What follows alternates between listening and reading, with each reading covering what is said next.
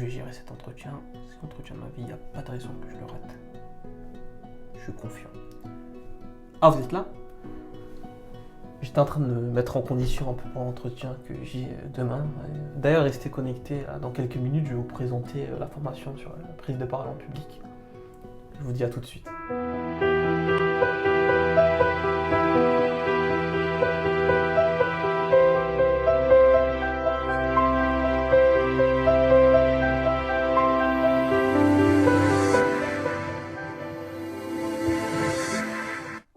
La prise de parole ou l'entretien professionnel peuvent s'avérer être des exercices difficiles.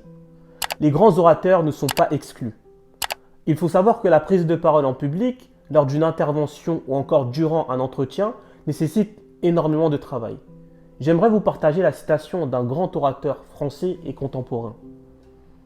Pendant 10 ans systématiquement, j'ai vomi avant de prendre la parole aux assises. Le trac ne disparaît jamais. Dans la demi-heure qui précède la plaidoirie, je me renferme sur moi-même, je suis pâle, dévoré d'angoisse.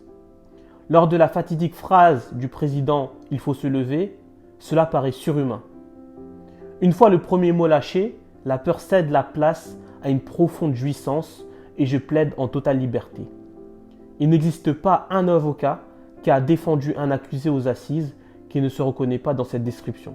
Vous savez qui a dit ça? Éric Dupond-Moretti.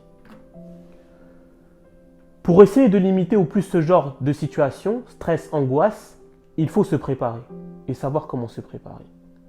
Plus vous allez préparer votre prise de parole, plus vous serez à l'aise lors de l'intervention. C'est l'objectif de cette formation, vous donner les clés pour être prêt le jour J. Cette formation est constituée de 3 axes. Vous, votre projet et l'auditoire. La première chose qui est la plus importante, c'est de travailler sur vous. On a tendance à négliger cette dimension. Votre projet ou discours peut être bien ficelé, mais si votre posture ne l'est pas, personne ne voudra investir sur vous. Car c'est au travers de vous-même que le projet existe. Dans cette partie, vous allez apprendre à travailler sur votre posture intérieure, vos émotions, vos pensées, votre motivation, car elles influent sur votre posture corporelle, parfois de manière inconsciente. Il faut savoir que 85% de la communication passe par une communication non verbale, et donc corporelle. Le deuxième point concerne le discours, ou la présentation du projet. Vous allez apprendre à structurer et à narrer, à raconter un récit. Quand vous écoutez certains discours, vous êtes captivé, car ils ont su marier l'ensemble des éléments forts et nécessaires à la construction d'un discours percutant. Dire les choses avec des mots impactants, simples, des images fortes, des anecdotes, et tout ça au travers d'un fil conducteur logique et solide. Ce qui est le plus important, c'est la structure et le récit. La structure appelle la logique, le récit fait vibrer les émotions. Il faut aussi prendre en compte dans votre préparation l'auditoire. Vous allez apprendre à vous mettre à la place des personnes qui constituent votre public afin de mieux comprendre leurs attentes et leurs besoins.